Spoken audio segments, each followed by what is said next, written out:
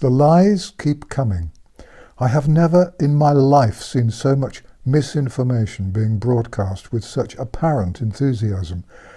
I spend much of each day trying to understand what we're being told and why.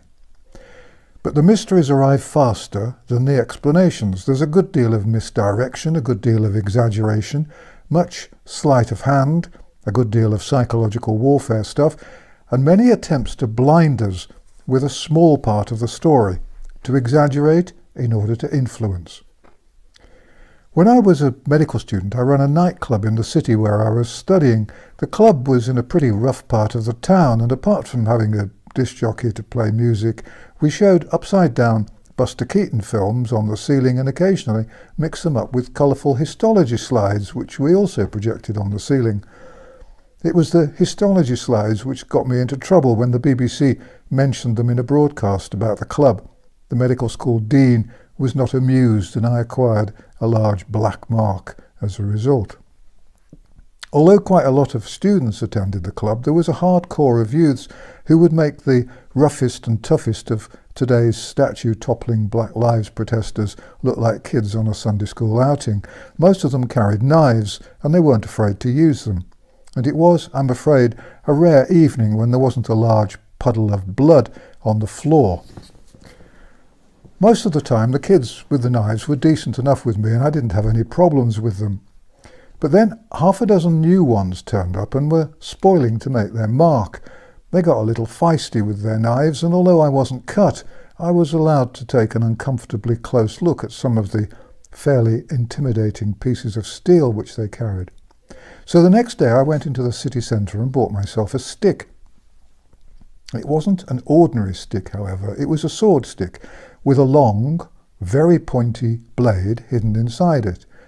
In those days you could buy and carry a sword stick quite legally.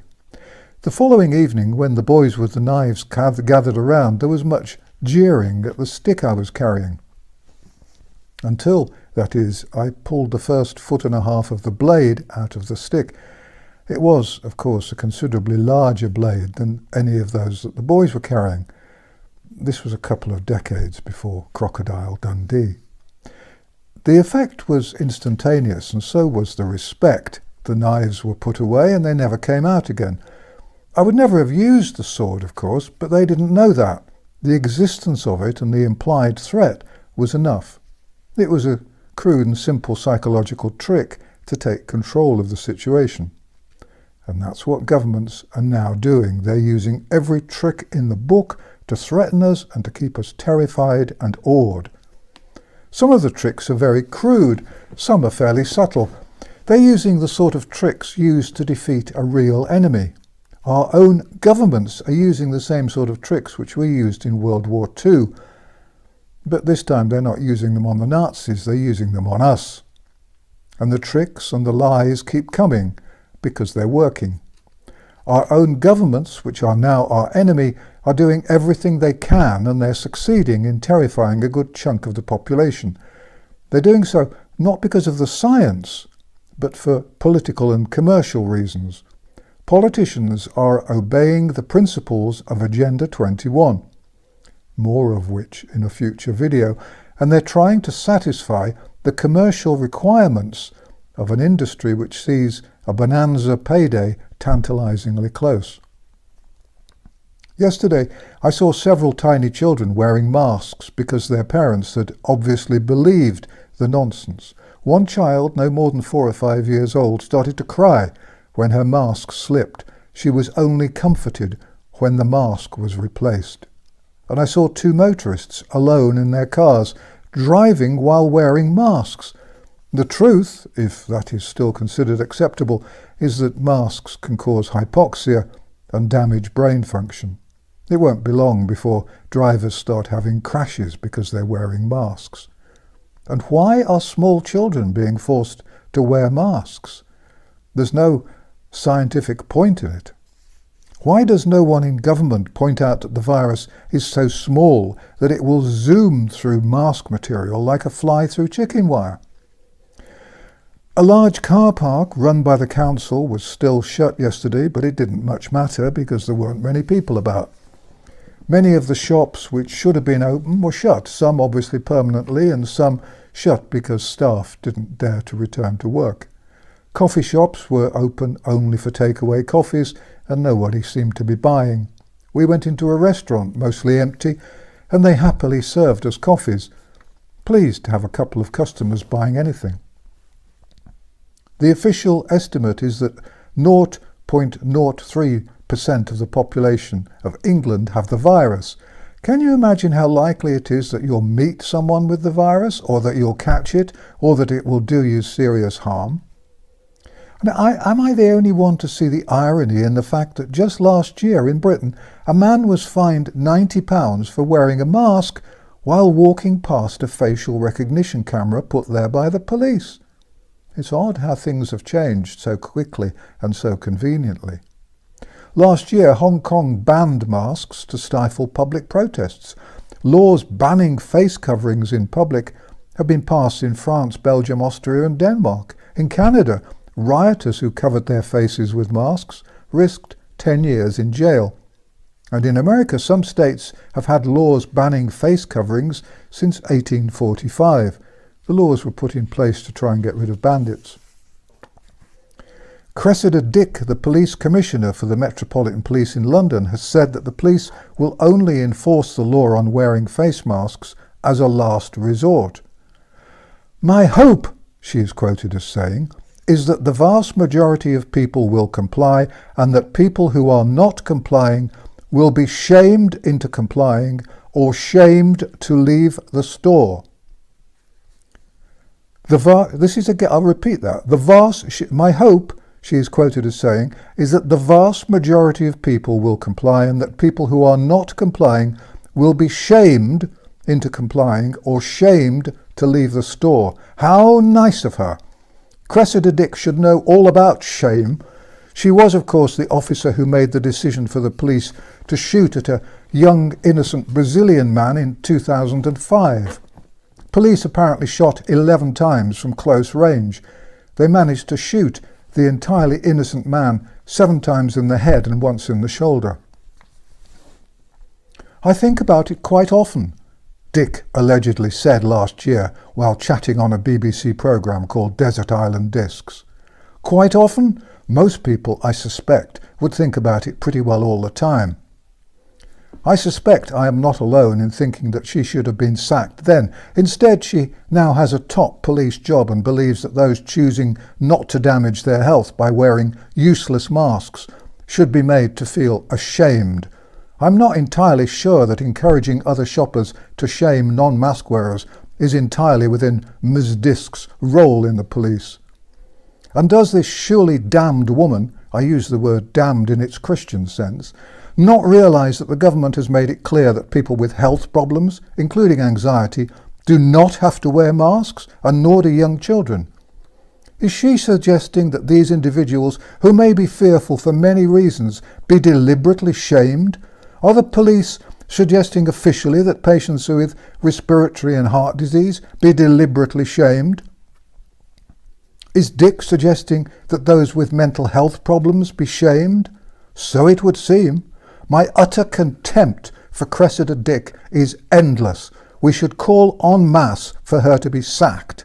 Write to your MP, write to the newspapers. If you do nothing else today, do what you can to get this woman fired. She is an utter disgrace to the human race. I cannot believe it. Encouraging people to shame sick and the frail and the anxious and the mentally ill, and shaming children.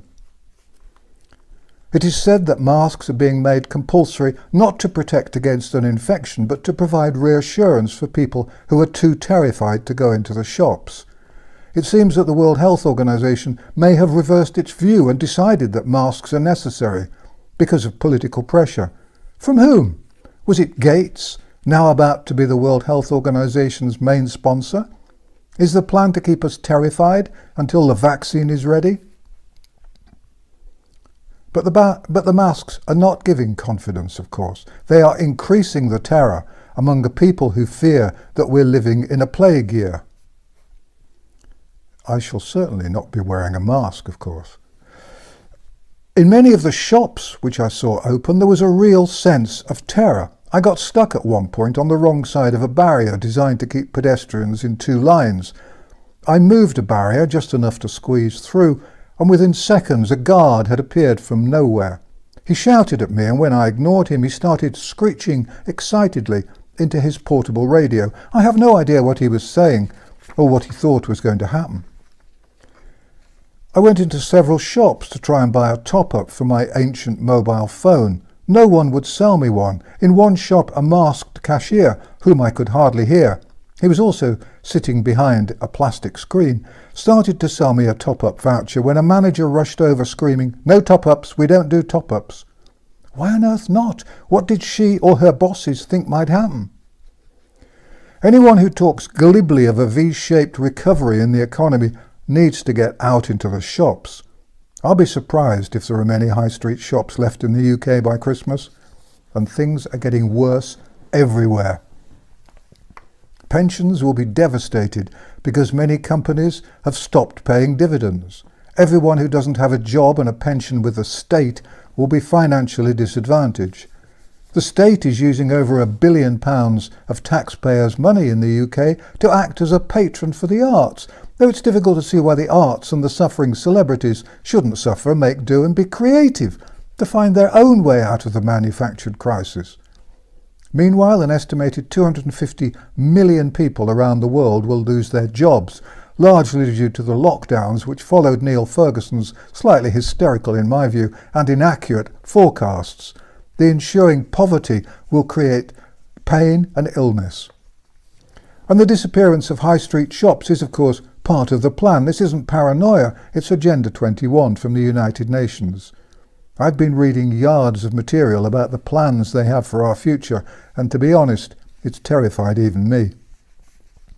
This is, of course, all part of the global reset. It's not been kept a secret, but they've slipped the plan past most of us, and they've sold it falsely as a solution to non-existent global warming, the second biggest scam in history, and an excuse for the awful things they're planning for us.